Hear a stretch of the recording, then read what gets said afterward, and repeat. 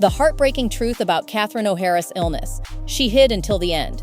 On September 14, 2025, Catherine O'Hara walked the Emmy red carpet, smiling, posing, doing press. 1 week earlier, she'd accepted a Lifetime Achievement Award at the Toronto International Film Festival. What nobody in those rooms knew was that she'd been seeing an oncologist since March. She had cancer, and she hadn't told a soul outside her family. 4 months later, paramedics were called to her Brentwood home at 4:48 in the morning. I'm happy to be alive. You try to work with good people, a good project. Engine Rescue 19, breathing difficulty. Catherine O'Hara, the woman who made 5 decades of audiences laugh, was gone at 71. But it's the choices she made in those final months that tell you everything about who she really was. Catherine O'Hara started at the Second City Comedy Theatre in Toronto at 20 years old, originally as a waitress. She eventually worked her way up as an understudy for Gilda Radner. When Radner left for Saturday Night Live, Catherine stepped into the spotlight, and she never stepped back out. Came out of high school and got into Second City since I was 19. Best training for theater, TV, or movies or anything. She became a breakout star on SCTV, winning her first Emmy. Tim Burton cast her in Beetlejuice. She voiced Sally in The Nightmare Before Christmas. And of course, she played the mom who forgot her kid in Home Alone. That scream alone made her a permanent part of pop culture. But the role that cemented everything was Moira Rose on Schitt's Creek, a character with a vocabulary that sounded like she swallowed a thesaurus and an accent from a country that doesn't exist. In 2020, Catherine swept every major television award: the Emmy, the Golden Globe, the SAG, the Critics' Choice, all in a single season. And here's the thing about Catherine O'Hara. She once said, "Everyone is born funny." Sadly, some lives beat it out of them. 5 decades in, nothing had beaten it out of her. But 2025 would test everything she'd built. And the first sign came from somewhere nobody expected. In March of 2025, Catherine began working on The Studio, a new Apple TV comedy alongside Seth Rogen. She played Patty Lay, a former studio head. Reviews were excellent. She was nominated for multiple awards. Everything seemed fine. During a press interview for the show that same month, an interviewer asked Catherine if actors feel they have more power these days. Her answer was classic Catherine. She said, "I've been treated that way lately. Am I dying or something?" Everyone laughed. Seth Rogen played along, pointing at the interviewer and saying, "This is how we wanted to tell you. This man's actually a doctor." Nobody in that room knew she'd already started seeing an oncologist. She'd been diagnosed with rectal cancer, and she cracked a joke about dying on camera. Just think about that. In September, Catherine accepted the Norman Jewison Career Achievement Award at the Toronto International Film Festival. Eugene Levy presented it to her. She stood at the podium and said, "When I think of my happiest days in this adventure in show business, I realize most of them have been with you." People who hadn't seen her in a while noticed she looked thinner, noticeably thinner. Some reports described her appearance as gaunt. At the time, nobody thought much of it. She was 71. People age 1 week later, she was at the Emmy Awards. Apple TV hosted an after-party, and Catherine attended with her husband, Beau Welch. She was smiling, carrying a matching clutch, posing for photos. That after-party turned out to be her final public appearance. And this is where the timeline gets really interesting. On January 5th, 2026, Catherine O'Hara was nominated for a Golden Globe for The Studio. A big deal. But on January 11th, when the ceremony took place, Catherine was nowhere. She didn't walk the red carpet, she didn't attend, she didn't go to a single after-party. She lived minutes away in Brentwood. Nobody explained why. Nobody said a word. Now we know. But the death certificate that came out 10 days after she died revealed something even the people closest to her may not have fully understood. On February 9th, 2026, the Los Angeles County Medical Examiner released Catherine O'Hara's death certificate. It was the first time anyone outside her family learned what actually happened.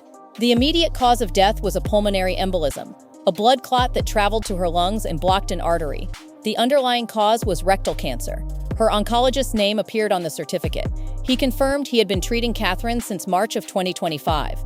His last appointment with her was January 27th, 3 days before she died. So the timeline is this. Diagnosed sometime in early 2025, treatment starting in March, the entire year, going through it while continuing to work, attend events, and maintain her public life. Never a single public statement. Stay with me here, because this next detail changes everything about how you see Catherine O'Hara. This wasn't the first time she'd kept a major health condition private. Years earlier, around 2004 or 2005, she accompanied her husband Beau Welch to a routine doctor's visit before their son started nursery school. Catherine was given a standard EKG. The The results came back unusual. The doctor ran another test, then an X-ray. Then he called them into his office. Her heart was on the wrong side of her body. All of her internal organs were mirror reversed. The condition is called dextrocardia with situs inversus. It affects roughly 1 in 10,000 people. She'd lived her entire life without knowing. When the doctor told them, he said, "You're the first one I've met." Her husband, Bo, immediately said, "No, her head's on backwards." She cracked a joke, shrugged it off, and went back to work. That was Catherine.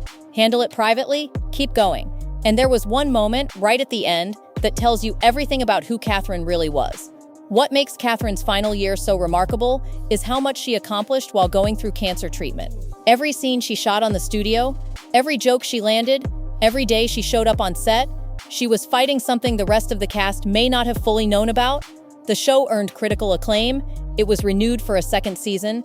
Catherine was set to reprise her role. Production on season 2 had already started earlier in January 2026.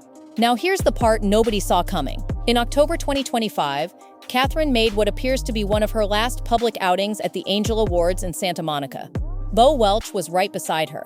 Her husband of over 30 years, the man she met on the set of Beetlejuice in 1988 because Tim Burton encouraged him to finally ask her out. They married in 1992, raised 2 sons, Matthew and Luke, both of whom followed their parents into entertainment behind the camera. One worked as a set dresser on Schitt's Creek. The other worked in set construction on The Last of Us. Catherine built the kind of family life in Hollywood that most people don't believe exists. Her oncologist saw her for the last time on January 27th. 3 days later, on January 30th, paramedics were called to her Brentwood home at 4:48 in the morning. Catherine O'Hara died at 71. Her representatives described it only as a brief illness. She was cremated. Her remains were given to Bo. If you've been watching this far, you clearly care about the real stories behind the people we love. Hit subscribe. We cover stories like this every single week. Now back to Catherine's story. Because the way Hollywood responded tells you just as much about her as anything she ever did on screen. Eugene Levy had worked with Catherine for over 50 years. From the Second City stage in Toronto, to SCTV, to the Christopher Guest films, to what he called our 6 glorious years on Schitt's Creek. When she died, he released a statement that said, "Words seem inadequate to express the loss I feel today." He extended his heart to Bo, Matthew, Luke, and the O'Hara family. 50 years of working together. Think about that. 50 years, and at the end, the only thing he could say was that words weren't enough. Apple TV canceled the studio's press day that had been scheduled right after her death. They couldn't do it, not without her. Dan Levy, who wrote the role of Moira Rose specifically for Catherine, and who grew up with her as extended family, wrote, "What a gift to have gotten to dance in the warm glow of Catherine O'Hara's brilliance for all those years." He added, "It's hard to imagine a world without her in it." Dan didn't just lose a colleague. He lost someone who'd been at his family's dinner table for decades. Seth Rogen, who had just spent what turned out to be Catherine's final working year alongside her on the studio, said he told her when they first met that she was the funniest person he'd ever had the pleasure of watching on screen. He added, "She made me want to make our show good enough to be worthy of her presence in it." That line from Rogen is worth sitting with. He didn't say she elevated the show. He said she made him want to earn the right to stand next to her. Macaulay Culkin wrote, "Mama, I thought we had time. I wanted more." Tim Burton said, "Catherine, I love you. You were a special part of my life and afterlife." SNL dedicated a segment to her that weekend. Every single tribute carried the same weight. Genuine personal grief for losing someone they actually loved. Not a coworker, not a colleague, a friend. Here is something worth saying plainly. In a business where people constantly tear each other down, not a single person in 50 years had anything bad to say about Catherine O'Hara. Not one. That is almost unheard of in Hollywood. She won all the awards.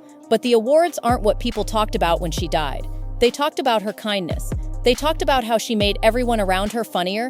They talked about the fact that she redefined what a career resurgence could look like when she took on Moira Rose at 61 years old. And she did all of it while dealing with a rare condition that literally had her organs reversed inside her body. She found out her heart was on the wrong side, and her husband's first response was to crack a joke, and she loved him for it. That was the kind of life she built. Now here's a question that came up after her death, and it's one worth asking. Did Catherine owe the public any transparency about her illness? She was a public figure. People loved her. Some fans felt blindsided. Some felt it was dishonest that the media only found out through a death certificate. But others argued that her health was hers, that choosing silence was an act of self-respect, not deception. That in an age where every celebrity diagnosis becomes a trending topic and a TMZ headline, Catherine O'Hara chose to protect the thing she valued most: her privacy, her family, her right to leave on her own terms. There's no clean answer, but the fact that we're debating it says something about how much she meant to people. 50 years in the spotlight, and she left on her own terms. That's Catherine O'Hara. 50 years of making people laugh, and in the end, she chose to leave quietly, on her own terms. Hit that subscribe button if you want to see more stories about the people who actually earned their place in the spotlight. We drop new videos every week,